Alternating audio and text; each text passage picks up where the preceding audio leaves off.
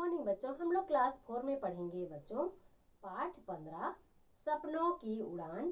तो लोग बाग सपनों में कहाँ चले जाते हैं, कहाँ पहुँच जाते हैं और सपनों की उड़ान बहुत अच्छी होती है।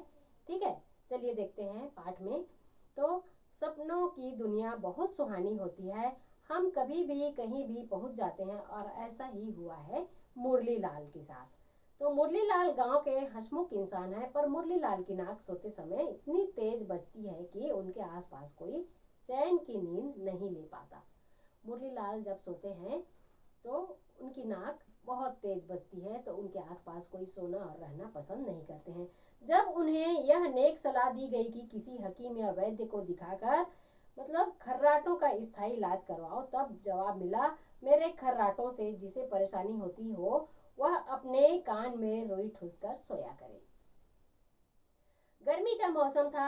एक रात वे बाहर नीम के पेड़ के नीचे खटिया बिछाकर सो रहे थे। उनके खर्राटों की आवाज दूर तक सुनाई दे रही थी। उस रास्ते से एक सांड गुजरा। मुरली लाल के खर्राटों की आवाज सांड के कानों में भी पड़ी। उसे लगा कि कोई दूसरा सांड उसे ललकार रहा है। सांड को गुस्सा आ गया। उसने दुश्मन से दो दो सींगे करने के फेर में अपने सींग खटिया में फंसा दिया। और दुश्मन कहाँ था, है ना, वो तो मुरली लाल की नाक बज रही थी। तो उसने खटिया में फंसा लिया अपनी सींग, और खटिया ढलान के ठीक ऊपर बिछी थी। सो मुरली लाल धड़ाम से गिरे और दूर तक लुढ़कते चले गए। सांड अपने सींगों में खटिया फंसाए उसे उठाता पटकता रहा। खर्राटों की रेल चलाने में व्यस्त मुरली लाल सांड के हमले से तो बच गए, पर लुढ़कते समय एक पत्थर से टकराने से उनके सिर में चोट लग गई। इस दुर्घटना से वे इतने डरे कि फिर घर के बाहर कभी न सोने की कसम खा ली। इधर गर्मी में घर में सोना मुश्किल था, तो सो उन्होंने सोचा कि क्यों न पेड़ के मचान बना ली जाए पेड़ के नीचे, और सो गए थे।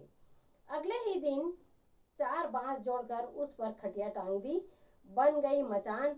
उस ऊपर चढ़कर सोने में आनंद ही आनंद। ठंडी ठंडी हवा में भरपूर नींद आती है, और नींद में ही वे आकाश पाताल की सैर को निकल पड़ते, जैसे अलादीन अपनी चटाई पर बैठा उड़ रहा हो।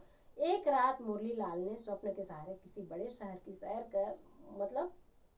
सैर का मन बनाया सपने में। ठीक है, बस इधर मन में यह विचार आया, उधर निकल पड़े शहर की ओर। और शहर में चारों ओर बत्तियों की जगमगाहट, सब और चहल पहल। वे उड़ते हुए मुग्ध भाव से शहर को देख रहे थे।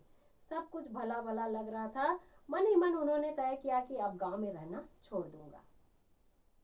शहर में उनको अच्छा लगा, मजा आया। शहर की सपनों की उड़ान में जब शहर पहुंचे थे तो उनको बड़ा मजा आया, और उन्होंने सोचा कि अब गांव में रहना मैं छोड़ दूंगा, इसी शहर में आ बसूंगा। एक सुंदर सा घर बनाऊंगा, उसमें चारों ओर बत्तियां लगवाऊंगा, एक बढ़िया सी गाड़ी लूंगा।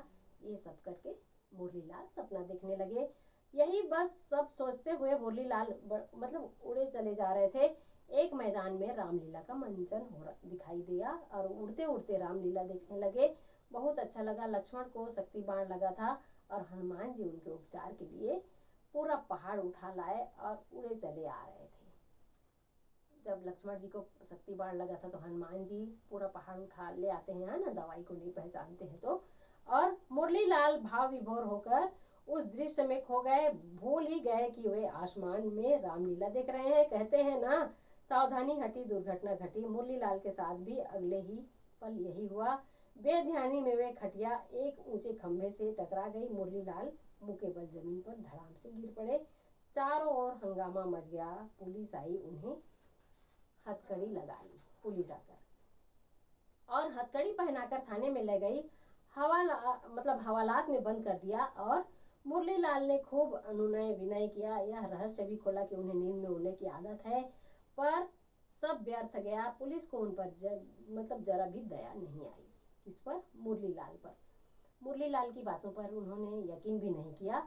और मुरली लाल की हालत ऐसी कि काटो तो खून नहीं। उनके पास मुक्ति का एक ही उपाय शेष बचा। सो अगले ही पल में दहाड़े मार मार कर रोने लगे, ऊंचे स्वर में चिल्लाने लगे, ऊंचे से ऊंचे स्वर में बचाओ बचाओ की रट लगाने लगे। मुरली लाल का चीखना चिल्लाना सुनकर गांव वाले लोग एकत्रित हुए और उनकी मचान के आसपास आ जुटे। लोग मचान पर चढ़े। उन्होंने देखा कि मुरली लाल पसीने से तरबतर छटपटा रहे हैं और रह रहकर कुछ बड़बड़ा रहे हैं। मुरलीलाल फिर से तेज आवाज में दहाड़े मारकर रोते हुए बोले, हे भगवान मुझे बचा लो। अरे सिपाही जी मुझे छोड़ दो, मैं अब कभी शहर नहीं आऊँगा, शहर में बसने के बारे में सोचूंगा भी नहीं। तो मेरे लिए तो मेरा गांव ही अच्छा है, बस आप तो कृपा करके मुझे एक बार माफ़ी दे दो। गांव के लोग समझ गए हैं कि मुरलीलाल अपनी आदत के मुताबिक नींद में कोई बुरा सपना देखकर हाय तौबा मचा रहा है। और मचान पर चढ़े दोनों जब जन किसी तरह मुरलीलाल को नींद से बाहर लाए। दो जन चढ़े हुए थे मचान पर और मुरलीलाल सपने में इतना चिल्ला रहा था, उसको नींद से बाहर लाए। उन्हें मचान से नीचे उतारा गया, पानी दिया गया पीने के लिए। अब मुरलीलाल को यकीन हुआ कि वे पुलिस के चंगुल में नहीं, अपने गांव में थे और अपने लोगों के बीच में है। वे कहीं उड़कर नहीं पहुंचे थे, बल्कि हमेशा की तरह नींद में उड़ने का सपना देख रहे थे। उस दिन उन्होंने 2 और कस्में खाई। पहली यह कि अब कभी भूल से भी मैं मचान पर नहीं सोऊंगा, और दूसरी यह कि मैं शहर कभी नहीं जाऊंगा। मुरलीलाल ने फिर ये सब कस्में खाई और तौबा तौबा किया, और उसके बाद से उसको क्या समझ में आया, क्या किया, ये तो मुरलीलाल ही जानेगा। ठीक है, तो आप लोग भी बच्चों इस पाठ को पढ़ लेंगे और ठीक से समझेंगे। ठीक है, थैंक यू बच्चों।